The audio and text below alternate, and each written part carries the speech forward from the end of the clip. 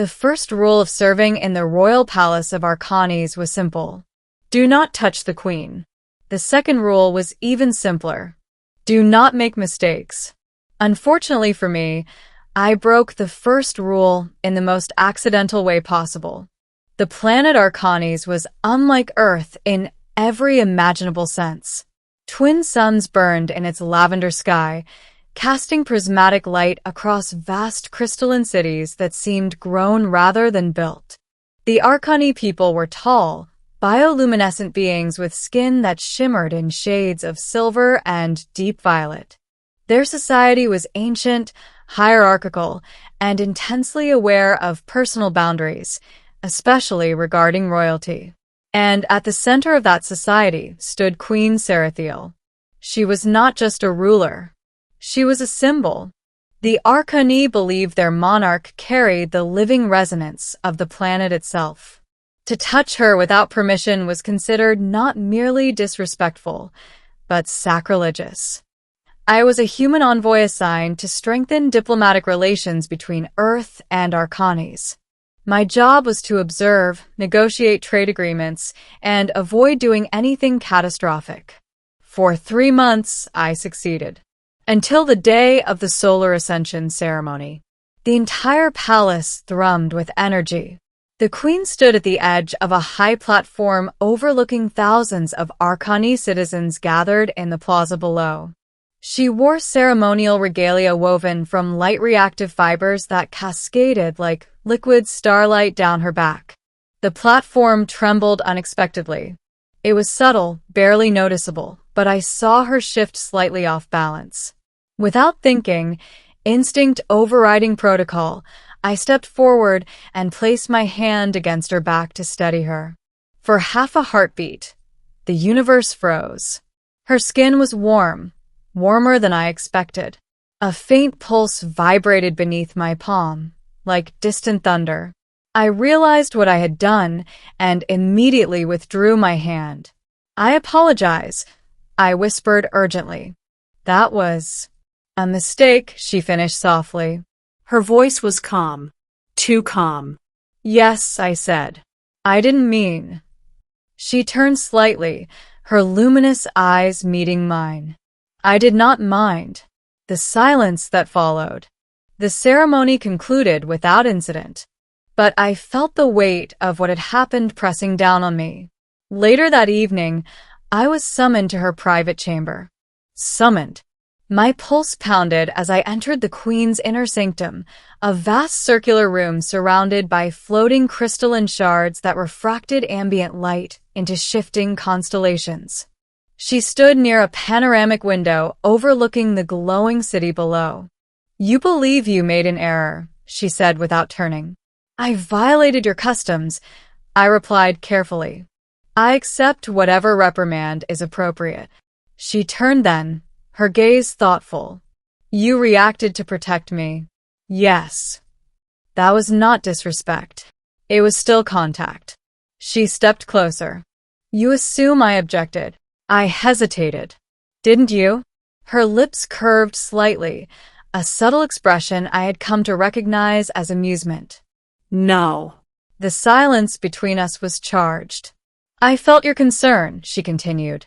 It was unfamiliar. In what way? No one touches the queen, she said. Not without ritual. Not without calculation. Not without purpose. And I had none, I said quickly. Her eyes brightened faintly. On the contrary, she said. Your purpose was instinct. The unspoken rules. In Arcani culture, physical contact was rare and deeply meaningful. Emotional bonds were expressed through shared resonance, a kind of harmonic energy exchange. When I touched her back, something had happened. I hadn't known it then, but she had felt it. Over the next few days, I noticed subtle changes. She invited me to private strategy discussions. She lingered when our conversations should have ended. Her posture softened in my presence. One evening, as we reviewed trade logistics, she paused mid-sentence. Place your hand here again, she said quietly, turning her back toward me. My throat tightened. Your Majesty, that would be inappropriate. Is it inappropriate, she asked, if I request it? I hesitated. You are afraid, she observed. I am cautious. She stepped closer. On Arcanis, accidental resonance is rare, she said. When it occurs, it signifies compatibility. Compatibility. Our nervous systems aligned momentarily, she explained. I felt your emotional frequency. It was steady, protective. I stared at her. I thought it was a mistake, I admitted. She met my gaze.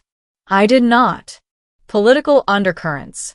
Of course, nothing in a royal court remains private for long. Whispers began circulating among the Arcani High Council. The human envoy had touched the queen. The queen had not punished him.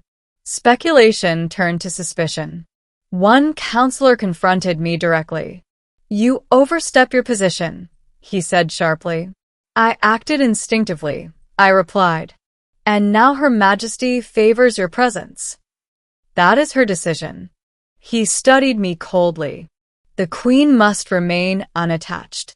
Emotional entanglement destabilizes resonance. Later, Sarathiel summoned me again. They are uneasy, she said. I've noticed. Attachment is seen as weakness. And what do you see it as? She considered this carefully. Possibility. The second contact. It happened during a crisis. A destabilization wave from Arcanis' core reactor rippled through the capital, causing energy surges across the palace grid. The queen was in the resonance chamber attempting to stabilize the planetary field. The chamber overloaded. Energy arced wildly, crystalline shards shattering midair.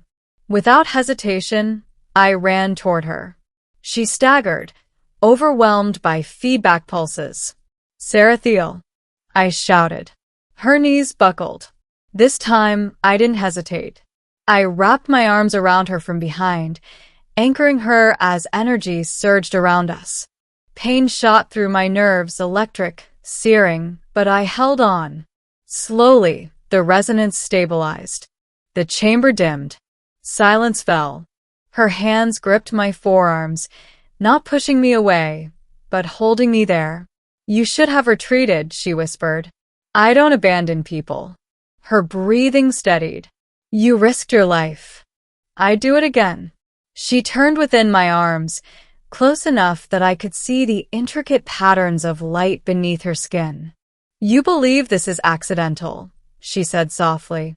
Our resonance aligns not once, but twice, she continued. That is not error. What is it then? Choice. A queen's decision. The High Council demanded explanation.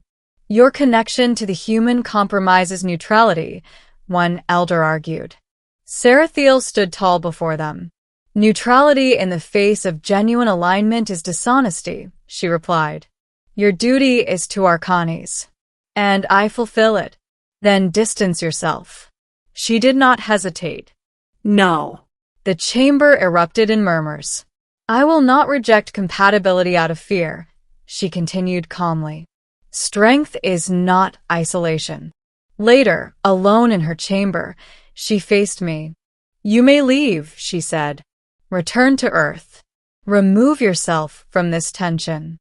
And what do you want? I asked. She stepped closer. I want to explore what was not a mistake. The meaning of touch. On Arcanis, touch carried biological implications. When two beings' nervous systems aligned harmonically, long-term partnership was possible, not merely emotional, but energetic. You feel it too, she said quietly. I did. When I stood close to her, my heartbeat synchronized with the faint pulses of light beneath her skin. I was trained to believe everything must be calculated, she continued. But your touch was unplanned. Honest. I smiled faintly. I'm not very royal. That is why it matters. She reached out this time, her fingers brushing against my wrist. The contact was deliberate. Warm. Electric, but not painful. I thought it was a mistake, I said softly. And now? I met her luminous gaze. Now I think it was the beginning. The crisis of choice. News arrived from Earth. My assignment was complete. I was expected to return. I stood at the docking platform, shuttle prepped for departure. Sarathiel approached, robes shifting in the twin sunlight. Your mission is over, she said. Yes. Then you are free. Am I? She studied me carefully. Do not stay out of obligation. I wouldn't. Then why hesitate? I looked at her. Because leaving feels wrong. Her expression softened. In Arcani philosophy, she said, a true bond is recognized not by obligation, but by reluctance to sever. She stepped closer, close enough that the warmth radiating from her skin enveloped me. Stay, she said quietly. Not as envoy. Not as duty. As what? As the one who did not think it was deliberate until he understood it was.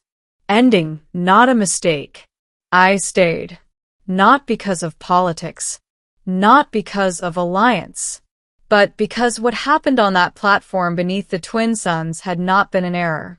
Months later, as we stood together overlooking the capital, she spoke softly. Do you still believe it was a mistake? I slipped my hand gently against her back once more, this time with intention. No, I said. Her bioluminescence brightened in response. Neither did I, she replied.